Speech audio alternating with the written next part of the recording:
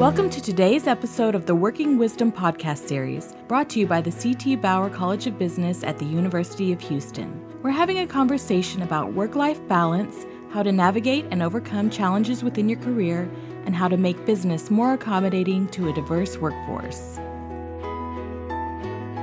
Hello, and welcome to the Bauer Working Wisdom podcast. My name is Michael Fulfs, and I'll be hosting today. A little bit about myself. I'm a marketing senior here at the University of Houston.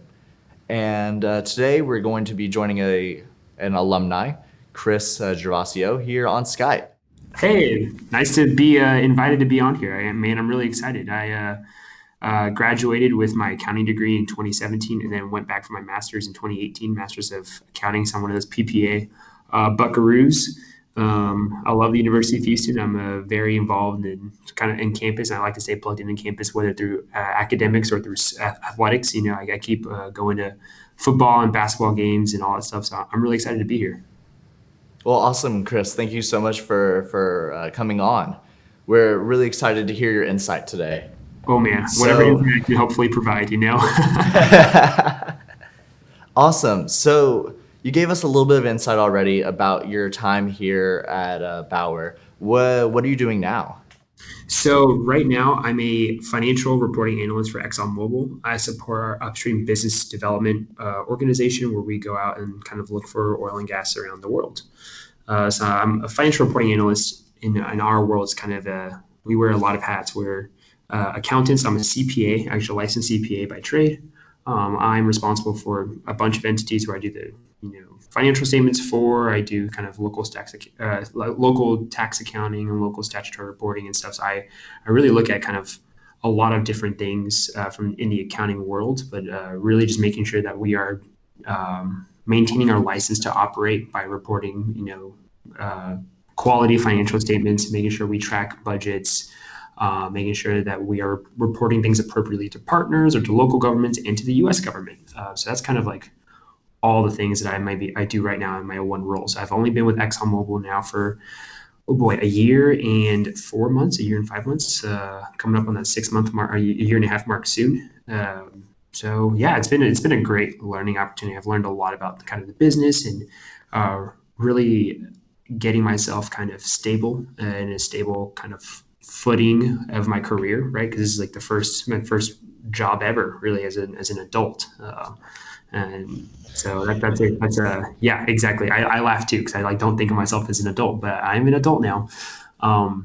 So yeah, it's been a great time being here, surrounded by really good people, really sharp people who keep teaching me things that I never knew. So I think I know more about the things that I think I know now how much I don't know. And every day that just grows. I just keep learning how much I don't know and keep learning how much I don't know. So yeah.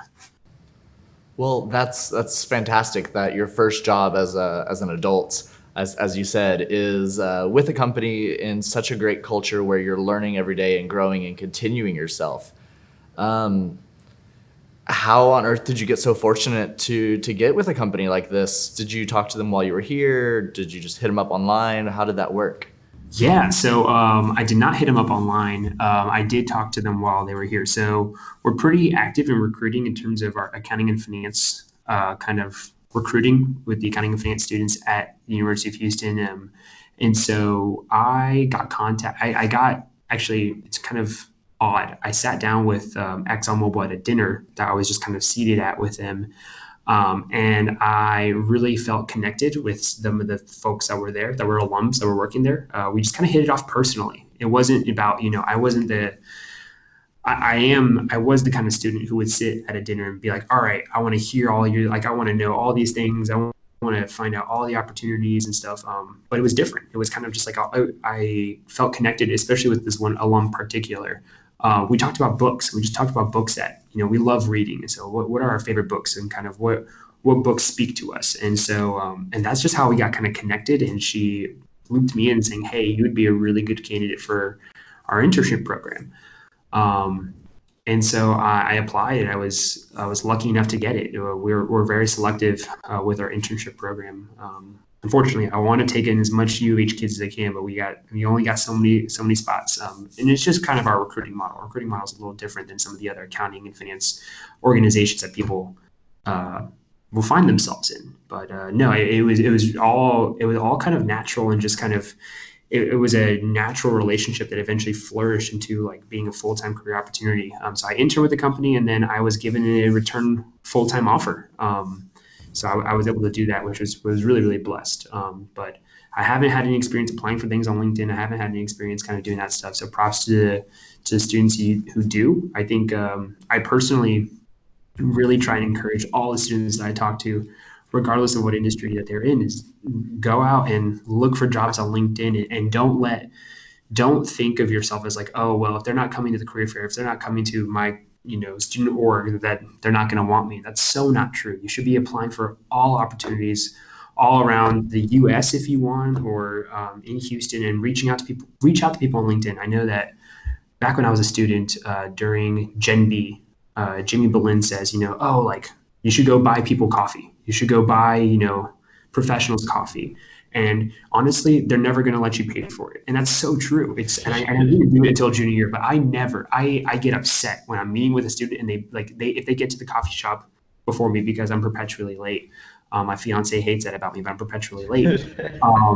And they'll buy their coffee before me. And I'm like, all right, what's your Venmo? Let me Venmo you your money, because you're never allowed to buy your coffee, please. Like as an adult, and just pay it forward, But yeah, that's so true. So I didn't get this opportunity through anything online or anything like that. It was more personal of a relationship, but I will say, I think a lot of times Bauer students, we hold ourselves back. We see the chip on our shoulder because of how maybe other people view us. And we sometimes, I think, have a tendency to hold ourselves back, and we shouldn't. We really, really shouldn't. And I think I learned that really late in the game. So I'm glad I did, but I still learned that late in the game.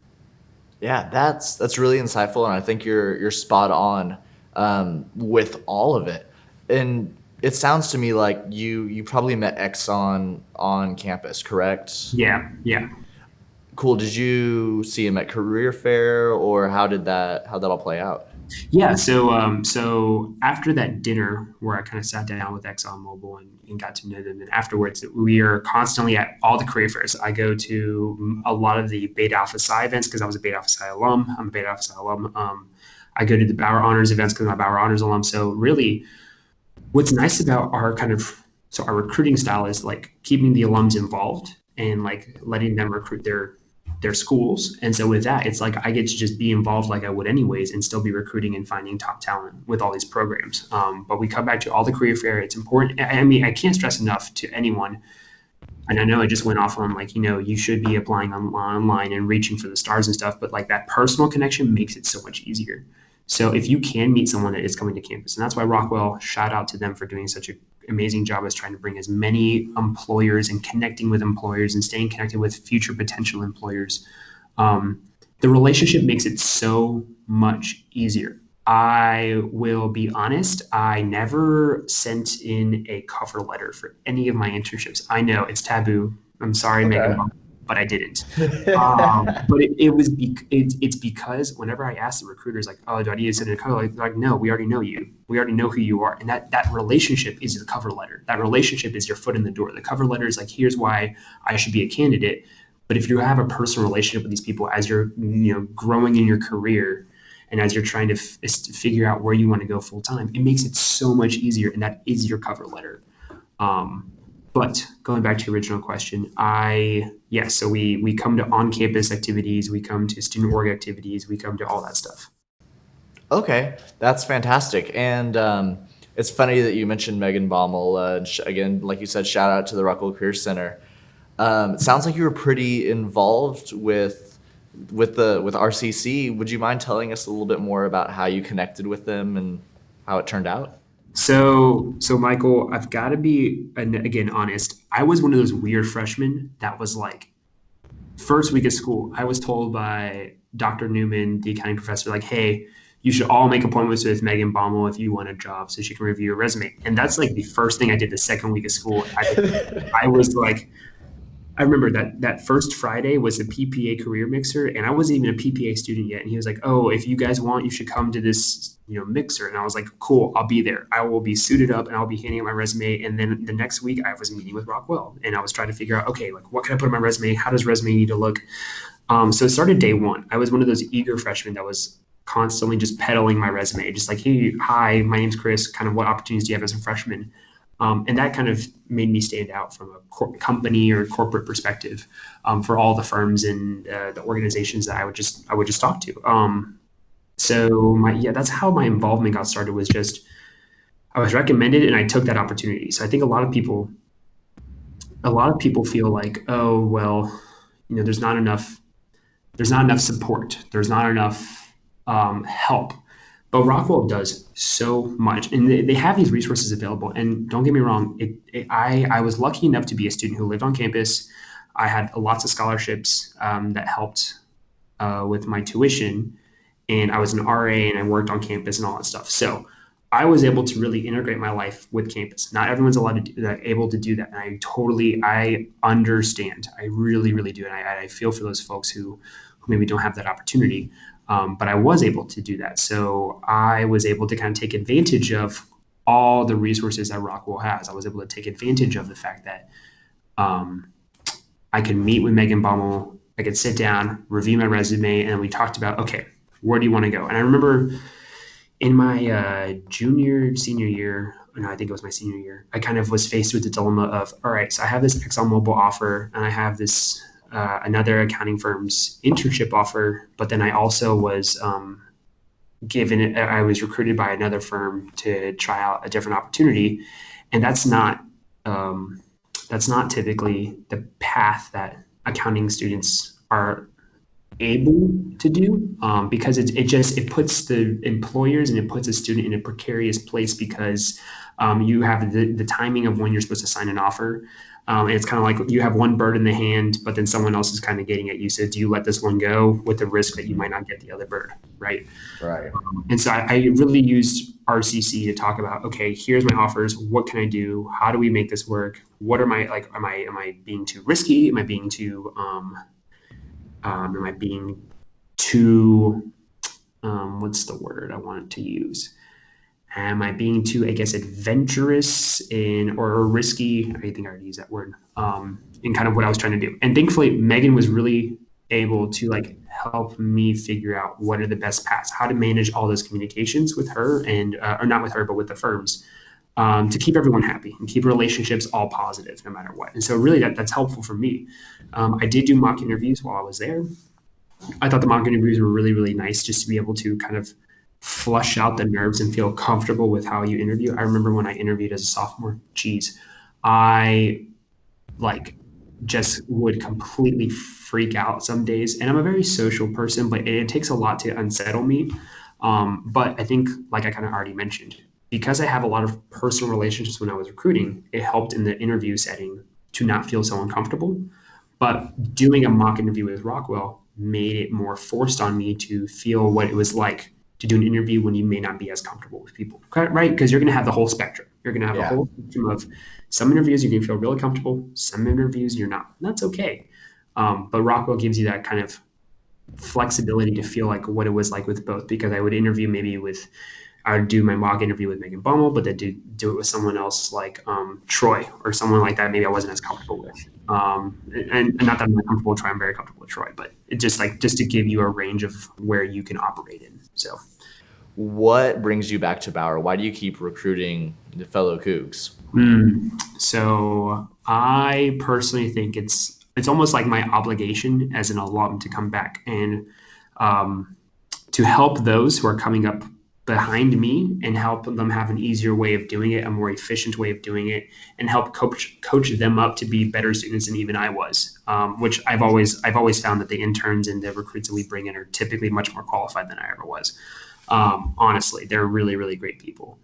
But that's kind of what brings me back, I guess. I mean, what brings me back is I know that we have some of the best talent here at Bauer, and it's talent that from other universities, I think the city of Houston has to really sell them on why they should live here. We are not necessarily, we bring a lot of people to live here, but it's not like a touristy hotspot. It's not a place where I don't think a lot of people in New York City or Chicago are like, oh man, I would love to live in Houston. I think though, once you end up once you settle in here, you see like the beauty of the city of just living here. Because I always say that Houston's a great place to live, but it's not a great place to visit. It's not a touristy city. There's not a lot of cool activities that are going on, but it's a great place to live because there's so much to do. So UH kids, Bauer kids, we already know what the city has to offer. We already are involved, and we know all of like the cool places in the city. So you don't have to sell like this city as much, which is great. And Bauer kids, I think we are we're a little bit more we have a little bit more tenacity. I think we're tenacious we're tenacious kids. I said on this podcast, I think 2 years ago, I was interviewing an alum, and kind of what we said was that Bauer is like the college of grit. Like we're just like gritty worker bees. Like we will like throw ourselves at problems, and like we'll just like do the work that needs to be done. And that I don't think can be said about all other universities. Maybe some, but not all. Yeah. So that's kind of what keeps me back coming to Bauer. It's like helping the kids or the students who come before me or after me, helping them be more efficient in achieving what they want, and helping show them. I mean, I went a very non-traditional route in accounting, and it's showing students like, hey, like you don't have to do the like pre-prescribed path, and you can be just as successful and have a very fruitful career and be super happy not doing the pre-prescribed path. There's a path out there for everyone, and like success is not decided by whether or not you get this one public accounting Big Four offer or not, or whether you do this, or whether you have a new title on LinkedIn. That's not what success is driven by, or like it shouldn't be weighted by. But so that's kind of all the reasons. You have a lot of reasons. I think that I have a tendency to kind of just keep talking, but there's all the reasons why I keep coming back. Yeah, I think that's spot on what you said about the students here having grit. While I'm not in the accounting program and I'm not seeing the accounting students nearly as frequently as you are, I can say that all of my friends that are in all of the range of programs, like you said, have grit. They have that tenacity. They have that will to put in the work and get the job done right, which it's really great to see that, it's multiple years of students and alumni that are all sharing these common traits. Yeah, I mean, like that's how you get the Wolf program to being number one, right? That's how you get PES being a top program. That's how you get like all these programs that are performing so well for the school. I think that's how we get there, is because all the Bauer College students that come out of here are pretty great people. Not to pat ourselves on the shoulder, but I think we're both pretty great. Yeah, I think so too.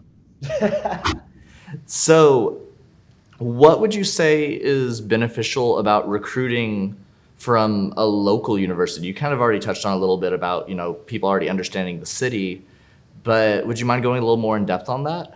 Sure. So definitely for us, like it's easier, it's more convenient for us, right? So we don't have to travel to go recruit at the university. A lot of the other universities that I know some folks have to go recruit for, they stay there for 1 weekend, and that's pretty much all the interaction. You have some phone calls, you have some of that stuff, but like you don't get to spend a lot of time with us. And I kind of already touched on too, like our alums are involved in their own organizations in their own ways. And so that's what really kind of we recommend for UH recruiting specifically, is like, hey, like go be involved, and you'll find like some of the really great candidates that then we'll interview and all that stuff. But being at a local university, it helps, I think, ease the transition to the workforce. Absolutely. I think because you don't necessarily have to leave your whole support network as you're transitioning into, like I said, the adult job. You also are already sold on the city. You know where you would want to live. And of course, I mean, like from a cost perspective, right, you don't have to pay for relocation and yada, yada, yada, yada. But I think it really just helps having people, and I think Houston as a city has like a very down to earth and gritty culture as a whole, and that the people I think from Houston are very proud of. But you just have that sense of you don't have to, I think, upsell on like the location. And you have a lot of locations that you can move in, especially with us as a global company. But you don't have to sell on the location that you might start off here. You might start off in Baytown or Fort Worth or wherever. But it's definitely, it allows, I think, for us as alums, but even people who are recruiting from local universities, just to be more involved and to be able to kind of see more of the students, learn more from what the programs are doing and where that career or where the curriculum is going, and be more involved in that aspect too. So those are all kind of like the perks of, I guess, recruiting from a local university. Okay, awesome. Well, Chris, I do believe that we are just about out of time, unfortunately. Okay. Yeah, I really enjoyed this conversation. I learned a ton. I hope all of our listeners also get a bunch out of this. Yeah, so do I. But thank you again so much for taking the time out of your day to come in and chat and just kind of chop it up about everything. Yeah, absolutely. I'm really happy honored to have been asked to be able to do this. So absolutely. Thank you for listening to today's episode of the Working Wisdom podcast series from the CT Bauer College of Business, brought to you by the Inclusive Leadership Initiative. The initiative aims to develop inclusive leaders and family-friendly cultures that support business strategy and superior business performance. For more information about Bauer and this podcast series, visit www.bauer.uh.edu/podcast.